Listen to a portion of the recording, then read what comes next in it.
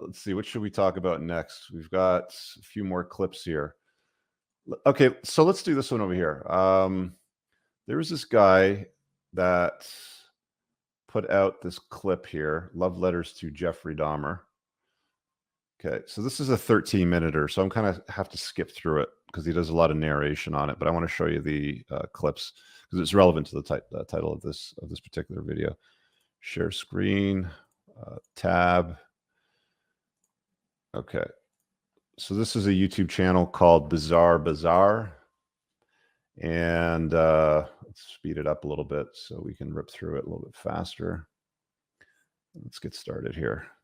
Bizarre Bazaar. And in this episode, we're looking at the other side of the coin. So when I say serial killer, you instantly think sexy, irresistible, misunderstood. Witty, adventure. All right, here, I'm going to skip up to some of these letters. So he's got the letters here on the screen. So these are love letters sent to serial killer Jeffrey Dahmer.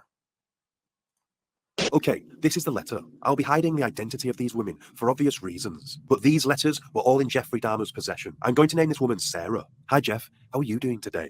By the way, if you don't know, Jeffrey Dahmer was a homosexual. Like, he wasn't even attracted to women. I'm doing all right. Got sick of working.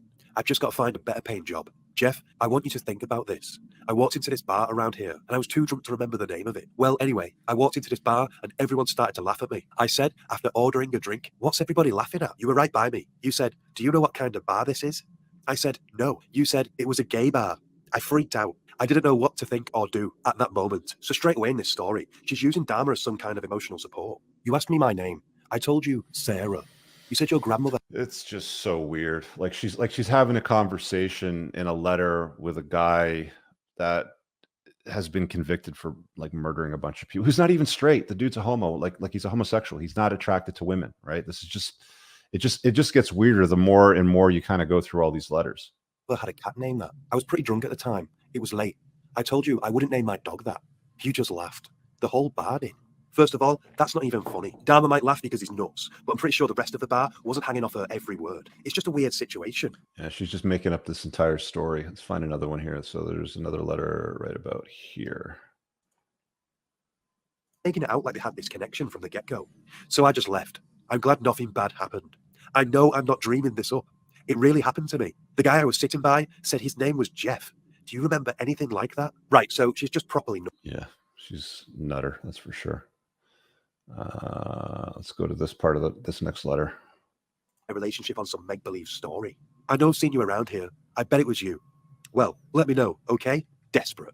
My son thinks I'm obsessed with writing you letters. Well, my son thinks I'm obsessed with writing. Like, could you imagine being this woman's kid, knowing that your mom is sending letters to a convicted serial killer that's not even interested in women? I feel sorry for these kids, man. Maybe I am. Until I hear from you, I'll keep writing. Hopefully, you'll answer me back soon. When I do visit you, I won't tell my son. As I said, he's against me writing you because you're a killer. I've got no idea how. She knows what she's doing. She knows who she's talking to, that's for sure. There's another one up over here. Let's grab this one. She's talking to Milwaukee's worst ever criminal about how crimes are getting bad in the area. What? Well, Jeff, tomorrow's another working day. It's not easy for me either. I'm going through a lot lately. My tooth feels better today. See how relatable we both are. Be cool now. If you don't hear from me for a while, it just means I'm busy. But we're right again. I check my mailbox. Well, that was so strong. It feels like he's never... It's like she's got a relationship with this dude. It's at this part. Wrong. It feels like he's never replied once. I wonder why. There is another letter from the same woman. It's even more cringeworthy, but I'll just show you some segments. It's dated 5/26/99, and it feels like this was sent after the previous letter. I hope you had a chance to write me back. That would be nice. Hope things are good. Underlines nice with an exclamation point. Write me back. That would be nice. For you. I hope you like my letters. Have you talked to a social worker yet about sending me a visiting card? I'll send it right back to you so we can plan something. Summer is here now. Do you ever get to go outside? Do you have people now that visit you on the weekends? Once I get there, how long can we visit together? I'm looking forward to this visit. This letter is mainly begging for attention, whilst being peppered with small talk. As soon as I get some film, I'll have my son take pictures of me for you. Then oh my God, could you imagine being the kid that has to take pictures of his mom so she can send the pictures to Jeffrey Dahmer in jail? Maybe you'll write to me. I hope so, honey. I'm not ugly, if that's what you think, Jeff. I lost track of how many letters I wrote to you already. I really hope you're getting them. it just gets weirder. So clearly he's not even writing her back either. So her son is going to have to take photos of her so she can send them to gay serial killer Jeffrey Dahmer in the hopes that he fancies her. What planet is she on? I'm really I like this guy. hoping I can see you soon, Jeff. I really like you. Like I said, just want us to be better friends. Please. Jeff, answer me back as soon as you can. It doesn't take much time to write me back. I find time to write you. Right. We have to move on from Sarah. But you get... Yeah, dude's in jail. Like he doesn't have time to pick up a pen and write. Look at all these letters, man. They just go on and on and on. I mean, I don't know. Do you guys want to keep going through examples? But these are, yeah, like, you know, Moff said it in the comment. They're basically women simps, right? So there's a clip here that I got. It's a 7-minuter. We'll play it a little bit faster to tear through it, of course. But this is a little bit of a summarization from Huffington Post with this, I guess, a reporter that has visited the author of a book who's kind of studied the phenomenon of women being, you know, in love or writing love letters to serial killers. So let's quickly look at this, and then we'll switch over and start taking some call-ins from you guys here. Why are women so fascinated by murderers? Not dudes. Why are women? All right. It's a phenomenon that just exists. Playback speed 1.5. Let's do this. About like murders and stuff. That's a top cable. Oh, we got the spinning wheel of death here. Let me see if I can fix that. Let's change the quality. Maybe it's a quality issue. Cable network for women ages 24 to 54. And I don't know why women in particular love true crime. I can justify my need to balk at murder pretty much, but I've been reading about this phenomenon where women aren't just obsessed with the crime, they're obsessed with the killer. Well, StreamYard doesn't seem to like me playing this one for some reason. Let me just make one more adjustment, and if that doesn't work, we'll just switch.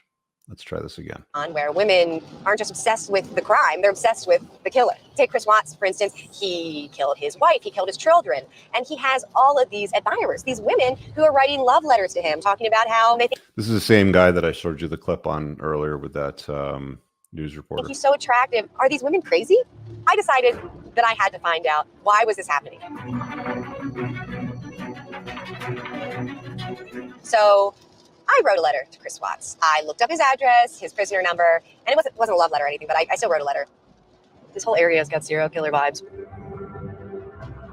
I'm currently driving to upstate New York to meet Sheila Eisenberg. Sheila Eisenberg is the author of Women Who Love Men Who Kill. She interviewed a bunch of these women, and it's probably the best study there exists today.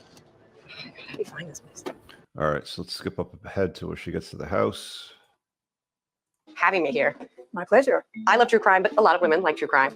What's wrong with me? I don't think there's anything wrong with you. Okay. It's just your interest. Yeah. The question is, are more women than men interested in true crime? And the next question is why? Why would women be more susceptible to this than men? One possibility is, I really want to be tough. I really want to be violent myself, but society won't let me. I don't. We're talking impossibilities here, but let's hear what she has to say anyway. Yeah, live vicariously through I don't the know. killer. When I wrote this book, I started thinking about all the other stories I knew of women who were involved with men behind bars for murder. Bundy's girlfriend to marry, wedding bells to sound for Ted and Carol. Ted Bundy asked Carol Boone to be his bride. Okay. Yes, and I hereby marry you. And I thought, like, why? Okay, so I'm assuming this is Ted Bundy and this admirer of his that got married to him in court. Is that what happened?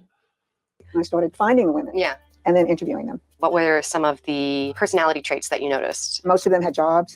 They were married. They had children. One woman had a PhD and was a college professor. This makes me even more fearful that like this could happen to me. Intelligence, personality, Yeah. doesn't really enter into it. This is about psychology. What was it in their past? Every woman had been abused in her past by Okay. Well, there's something in her study anyway. She says every woman that she talked to had been abused in her past. Well, that to me would be red flag number 21 if I had to rewrite that list in my book. You don't want to deal with women that have an infatuation with men that abuse them. That's a red flag for sure, man. getting involved with the prisoner or the lifer. They were in the dominant position.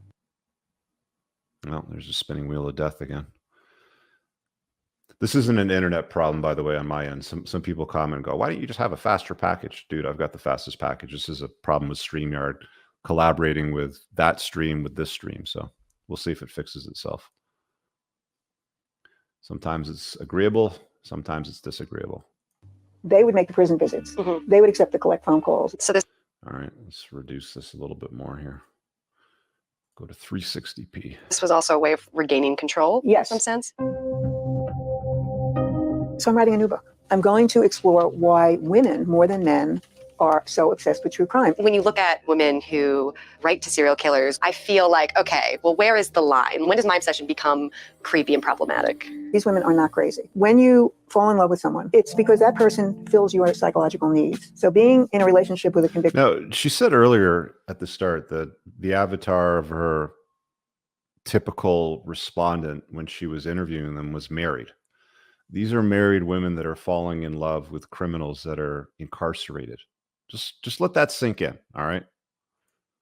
The murderer is like being the star in a romance novel all the time. That makes it sound really good. Well, when you get to be my age, you don't want that. Okay, It would be exhausting. Okay, that's fair. But To you go know, the back, women who are yeah. writing to Chris Watts, Right. why are they attracted to Well, him? any notorious killer had so many news stories written about them. You can't turn on the television without a documentary or even a feature film being made about one of these people. No, and I'll probably watch it if I'm honest. Right. And any woman who can write to one of those people and get a response and form a relationship, she too will be notorious. Chris Watts or Scott Peterson, remember him? He's similarly notorious. Any of those people will answer. So she's saying essentially it's about attention and validation as well. I mean, we already know that that's a currency for women.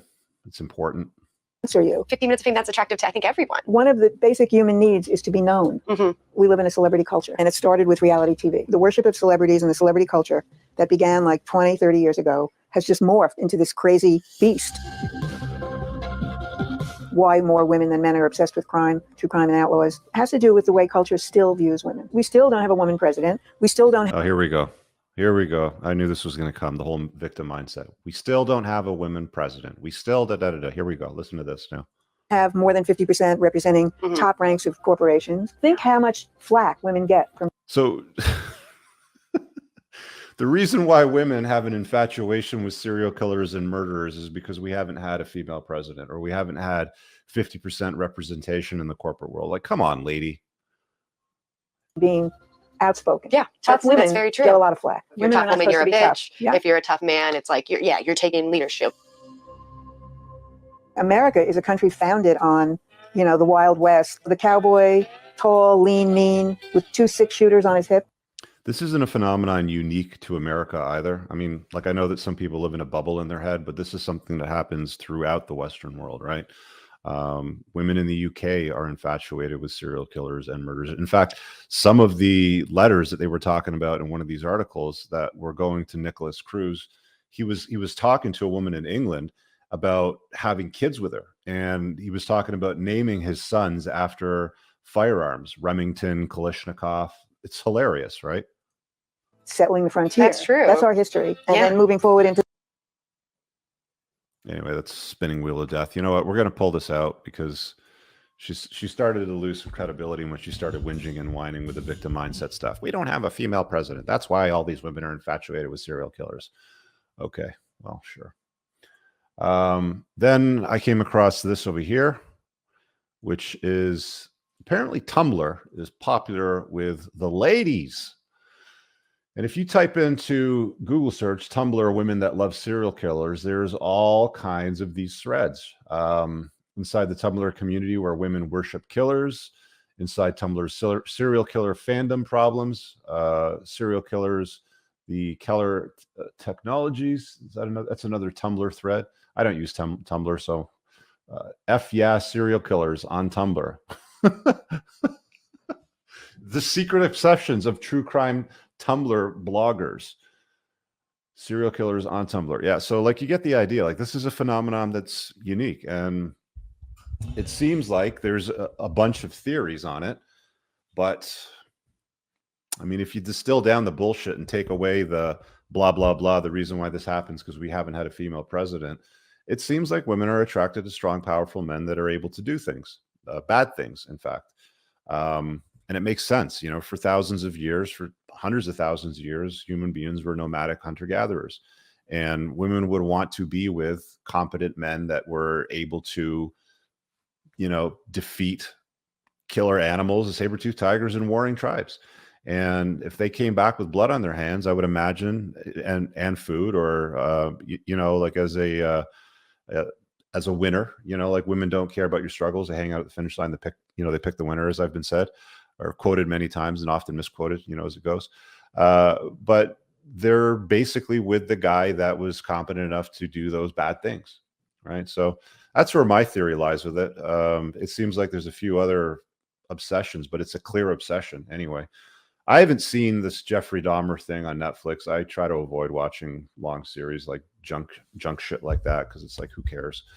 But there you go. Hey guys, I really hope that you enjoyed that short clip. If you did, consider supporting the creation of content by checking out my supplement line. Pinned in the top comment below of this video in the comments, there's a link to the unpluggedalpha.com/shop. When you click through, you'll be able to land over here, and the entire lineup is broken down by category that it performs best in: estrogen metabolism, fat burning, your foundational essentials for health, immune health, performance, and testosterone support. If you check out with coupon code ALPHA10, you'll get 10% off on your first order. There's also the option to use the subscribe and save model, where regular shipments will be sent over to you on a regular basis, and that gives you a little bit of a discount, and your supplement facts are always broken down over here.